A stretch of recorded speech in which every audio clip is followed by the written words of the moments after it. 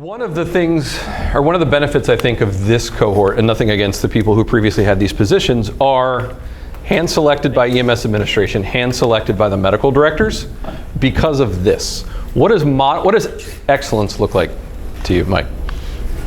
Being good. Being good, okay. But as you were out and about running calls, being added to calls, showing up on calls, this should be our goal for all of us as we interact with our crews. But what does that look like? I think right? Being I mean, there's no right or wrong answer. Just throw them out there. Being perfect at the basics. Doing the perfect at the basics, right? Stay the basics perfect. All right, so doing the basics, right? So not skipping over doing an assessment, not being too good to do BLS skills, not discounting that stuff. What'd you say? I don't think there's no such thing as excellence. Mediocrity for everybody? No, but I don't think, because you can't expect everybody to be excellent at everything, right? It's the small pieces and just putting together all the pieces. True. So nobody is excellent. Nobody's perfect every time. But what are some of those little pieces? Like, what do you want to do and show? Everybody's good at something else. Okay. So playing on other people's strengths. Put the winning team together. And help other people, right? You're only as strong as your weakest person. I like it. Chang, what do you got? So I always tell people, like, especially on EMS calls, like, how would you want your mom to be treated, right? So to me, that's excellence, right? If you want your grandmother or mother to be treated that way, you should probably perform like that way all the time and have the same expectation to your crew. Absolutely. What do you think? Proficiency. I like proficiency. Are we good with just being proficient, or should we be masters? Well, kind of like Giddings was saying, you strive for that. Like they say, we're always practicing medicine. Yeah. We haven't figured it out yet. So yeah, I mean, so we're certainly not. That's why they call it the practice or art of medicine, not the science of medicine. I think there's sort of a truth somewhere in the middle. Like, yes, none of us can be perfect at everything, but we should strive to be at the top of our game and modeling that to our crews. I think to Nate's point, as you are in your zones, battalions, whatever the hell we're calling them this week, like, as you get to know your people, you're going to find that certain person, he's really good at airway management, or she is really good at X or Y or Z. And so as you start to interact with your crews, develop mud drills, EMS mud drills, develop training plans, things like that, tap those people. You don't have to be the expert at everything, but we should strive to model that excellence and bring that excellence around to our other people. Troutman, what do you think? Are you burning down DC? No. See what happens. So Tom, what does that look like to you on a call? I think it's just just having like integrity, like do the right thing, right? You might not be excellent, I guess, at it, but just doing the right thing all the time, not cutting corners, not cutting corners. I really like that. Ryan, what do you think? What does this look like outside of calls? As you're dropping by a station or you follow the unit to the hospital after the call, like, what does this look like to you? I think just being like approachable, be able to do the trainings, don't kind of teach down to them, try to bring everyone up, kind of have rising tide raises all ships. Yeah, be a mentor versus a teacher per se. Yeah, you want to be like Chris Kroboff. Yes. Right? Don't we all? If we could have 1,700 Chris Kroboffs in this county, we'd be perfect. wouldn't need this spot. What's that? We wouldn't need this spot. You're not wrong. All right. Chi, what do you think? You've been doing this job for a while. Challenges. What's that? Talk about challenges. Sorry, you said taking on challenges? Oh, talking about challenges. Oh, I changed the slide. I can't do it. What does excellence look like to you? You are one of the more diligent ones that interact with me on a regular basis regarding reports. What does excellence look like to you? I know somebody said something about doing the right thing and all that, but so when we talk about excellence, what does greatness look like? Because excellence could be just the baseline. You know what I mean? You come in there, do what you gotta do, and you're out of there. But are you doing it in a great way, in a good way, or you're just doing the bare minimum, right? So again, us being new officers that are trying to start this program, I think excellence is going to be one of those things where you go out there and make sure you do the right thing and transmit that message to the people that are looking up to you? And I think Chia's spot on, and I think everybody is sort of touched on good topics. And I don't say this to disparage Fairfax, I don't say this to disparage Fairfax County Fire and Rescue. We're up against a lot of challenges, and we're victims of our own success. On the whole, we have a very healthy, well-insured patient population with a very low threshold for calling 911. You know, when Chris or John or I were working in Central Virginia and it was an out, rural nowheresville, and the average transport time was an hour to the hospital, those people had a much higher threshold for calling 911. One, because they're good old country folk, but then two, they're probably not insured. And then three, it's an all-day adventure for them to go to the ED. Versus here, our average transport time is 10 minutes. We have 34 transport destinations. And so back to what Chia was talking about, a lot of our people are not necessarily confident in their skills and care because we have such a healthy patient population and short transport times. How many times have you heard, the hospital's only like 2 miles away, let's just go. Is that the best thing for the patient the vast majority of the time? No. Even if it's something like pain meds, we were talking about the patellar dislocation. Look at the meds when we get to the hospital, we're only 2 miles away. How long realistically after that patient gets to the hospital is it going to be before they get analgesia? 30 minutes an hour. At least. 45 minutes, 30 minutes. Taken from the nurse in the back. Yeah, because by the time that they get registered, they get roomed, they get assessed, the doctor comes in to see them, you're easily looking at 30 to 60 minutes, doing right by that patient. But also on the far other end of the spectrum, like the super critically ill patients. We talked about one of those scenarios this morning where they're trying to put the patient on the stair chair and get them out of the house because they're sick. A lot of our people, one, don't have a whole lot of opportunity to see sick, so sometimes they struggle to identify sick. Or if they don't, even if they do identify sick, their comfort level's low enough that what's their default? Gotta go. Let's go. Scoop and run. So to that end, I encourage you to be not aggressive, but assertive in modeling excellent patient care, ensuring that we're doing those BLS, doing the basics, doing a complete assessment. And if we're modeling that behavior and our providers are seeing that in us, because we're going to be running primary ALS calls, we're going to be that second ALS provider. If they see us do it every single time, we'll encourage them to do it every single time. And then the other challenge we run into here, One last thing. Modeling, but at the end of the day, if we check their reports and we see that they're missing certain things, that's also an opportunity to get back to them and say, okay, this patient was complaining of chest pains, you did the drug bit, but you didn't do so and so. Why? That's another way to help move them forward. Really being there before we skills. Yeah, absolutely. And so we talked about the CQI component, and I encourage both identifying things that are deficient, but also, that praising the positive, giving them feedback on their patients for next time. And then potentially, if it's something that you're seeing consistently across your area, something that turns into training for your area. Why do we do X and Y and Z? Because most of our people want to do a good job, but you have an exponentially easier chance of getting buy-in if they know the why versus just a blind order. Then the other thing we sort of struggle with here sometimes, and with John and Chris in the back of the room, we have a challenge in that we are so resource rich that we can take somebody off the street, put them through a Fairfax County recruit school, teaching them a Fairfax County EMT program taught by Fairfax County instructors, do their BL time with a Fairfax County preceptor, go to a Fairfax County paramedic program, they do all of their ride time on a Fairfax County unit, then they go out with Fairfax County preceptors and get through. You can get through a 25-year career in this department and never once take an outside class. And so that compounded while all of those other things of the lack of opportunity to see super sick patients, to have them for a long period of time, and having so many providers in this county that there's a decreased opportunity to do those skills. That's where I think we come in, and we have to try to overcome that. Whether that's additional training resources, whether that's engaging with our crews to do frequent training. And then within our cohort here, sharing that information. We transport about 188 patients a day. That said, the vast majority are relatively healthy, but there are sick people that we encounter every day. We're giving those infrequent medications, we're doing those infrequent procedures every single day. The vast majority of the county doesn't hear about them. So sharing those, turning those into case studies, yes, I want you to do that within your zone or battalion, but share that with the rest of the group. Because it is really easy in this department to sort of default to the lowest level of, O2 monitor, IV, transport to the hospital because it's 9 minutes away. But sharing that, oh, somebody delivered a baby yesterday.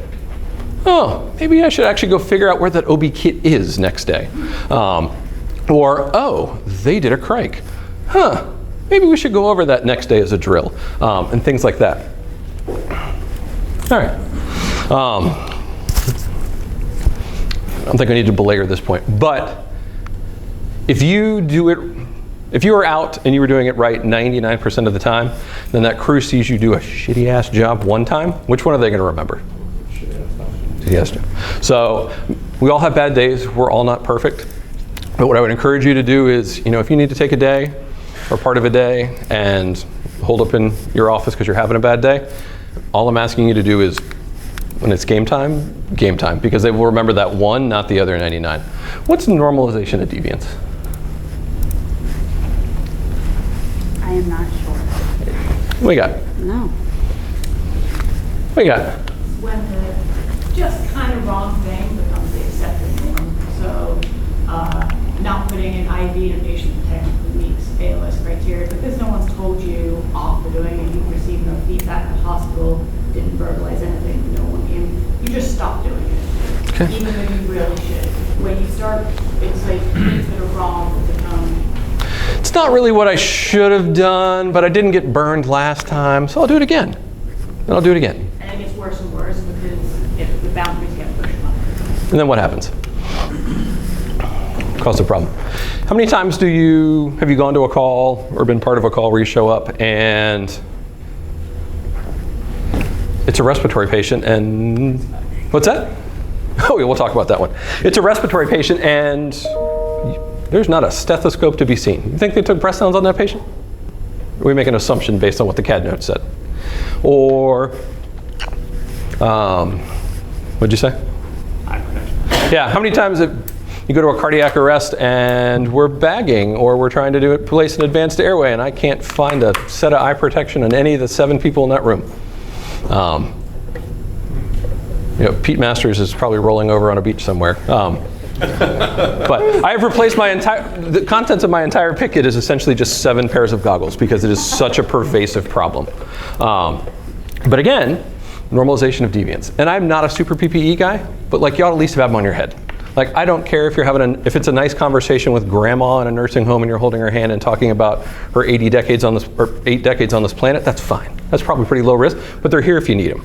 Because if we're letting people get away with not wearing them every single time, when they do need them at the cardiac arrest, you walk in and find 7 people with no PPE on. So I think for the vast majority of our people, we're hopefully right here, right?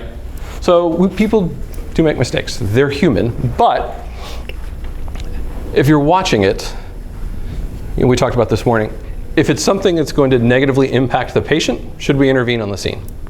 Yes. If it's something that's not best practice, that normalization of deviance, it's not how we should do it, but the patient's not going to be harmed, when's a better time to do that? After the call.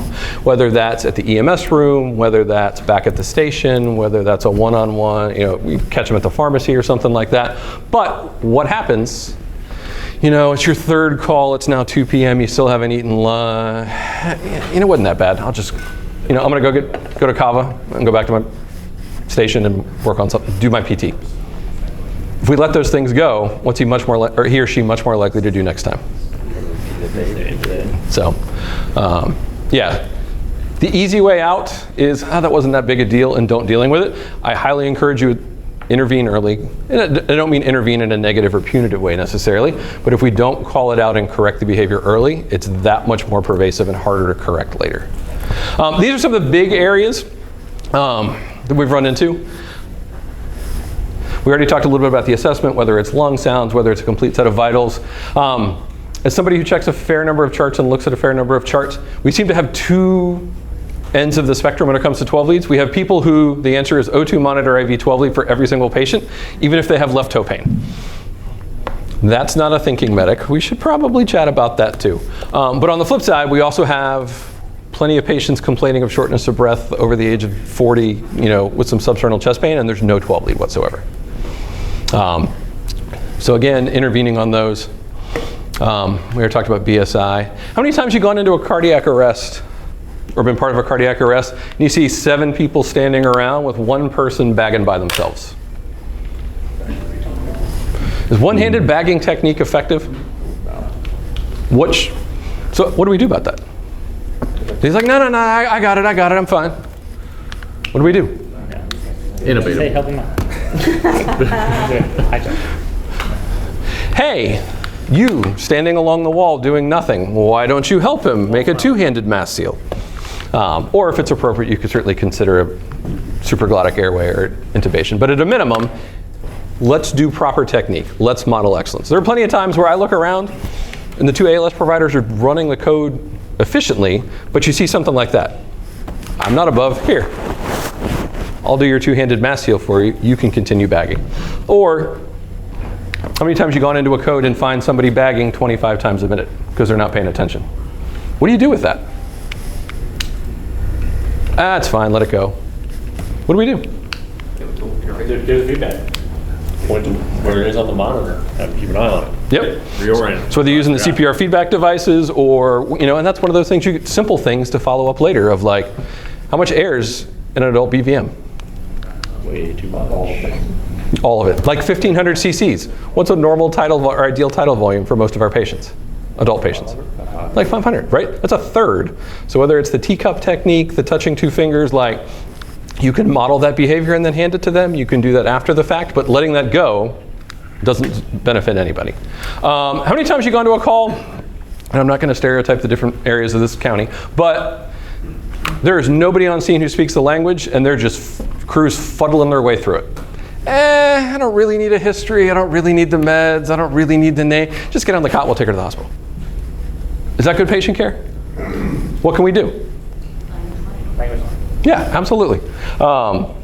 This is one of the ones that, in talking to Garrett, like we're on the heavy struggle bus with Hantevi. Medication error, we don't give that many medications. There is 0 reason in the world we should not be modeling perfect behavior. If you bring the iPad into the scene, if we're given a medication, we probably ought to be referencing Hantevi every single time. All right. And try to send, if you can, and use Hantevi, try to send it to the Hantevi cloud. Yes, it's much easier for us to track usage and justify paying for it. But all right. This is sort of my own little soapbox for a second. And I think Rocco's going to support us, giving us opportunities to both ride, for our fill-ins to ride up, and then for us to ride down.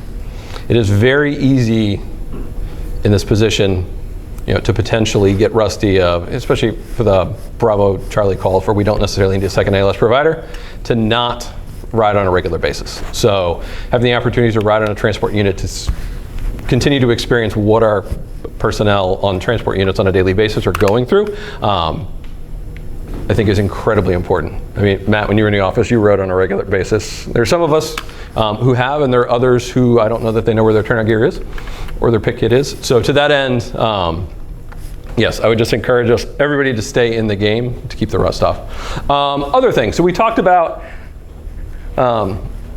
the double-edged sword of being in Fairfax County and being able to get all of our Con Ed here. While our Academy staff do a great job with MSEP, is 72 hours every 2 years sufficient to become and maintain excellent, probably? No. So you said that very emphatically. So these are just some suggestions. If you haven't heard of some or all of them, I would encourage you to look into them. You can use them both for your own training and also for within the battalion. So I think most people have heard of MCRIT, Scott Weingart out of New York. This is a great one. Dr. Smith puts up a couple of cases a week. You can use them, go over them with your crews. Most of them are more of the subtle things, so things that are not going to necessarily blare STEMI on the Zoll printout, but are oftentimes more than not OMI that have recognition patterns, so great things to go over with your crew. For those of you on social media, the pre-hospitalist, she's a paramedic, now a flight paramedic out of Harrisonburg. She's a great one. She's got nice little short posts.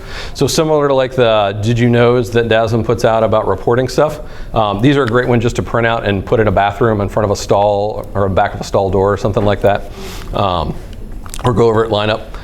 Foam Pratt's another good one. Rocco's working on getting us licensing to get us access to this, but you can also pay for it. They do have some free content too. Already talked about MCRIT. Specifically, he's an ED-based resuscitationist. So not all of his stuff is relevant to us, but he's a big airway guy. And so a lot of the stuff, I give up. His airway content is relevant, so recommend that one. Flight Bridge.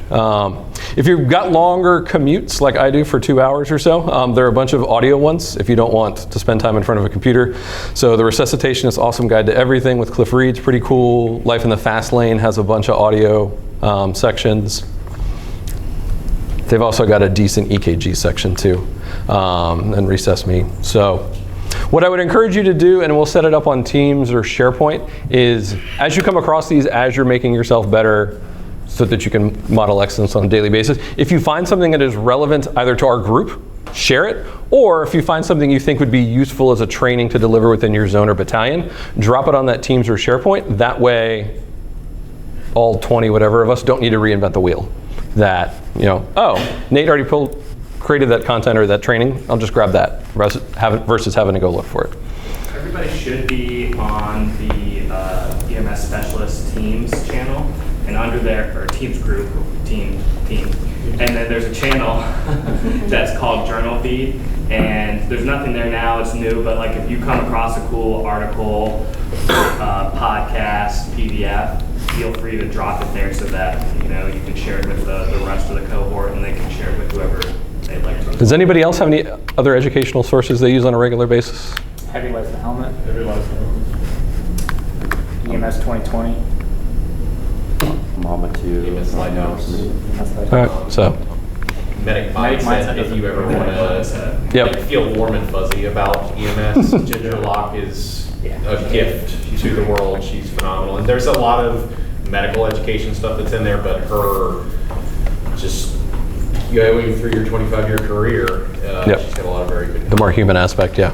EM cases. It's out of Canada, but it's physician-based. There are a lot of U.S. stuff too. Yep. So, yeah, as we get settled into our new roles, let's work on building out that journal folder, and I'll work on making ourselves better. And one of the main reasons for that too, other than the efficiency part, is because as we're looking for opportunities to give content, if things stick best if there's a real call that you can then subsequently relate to. And if we have a good library, then you have something readily available. If one of your crews, one of your battalions runs this call, you go, all right, I'm going to reach back and all log this. It's the same reason that we do drowning every pool season opening, right? One is because that's when it starts happening, but two, that's when it's sticky. So it helps us to all kind of focus back on that. Yeah. Well, we had 4 so far this summer. We had like 4 so far this summer, at least. It has been a bad summer. But all right, that's all I got. Any other thoughts?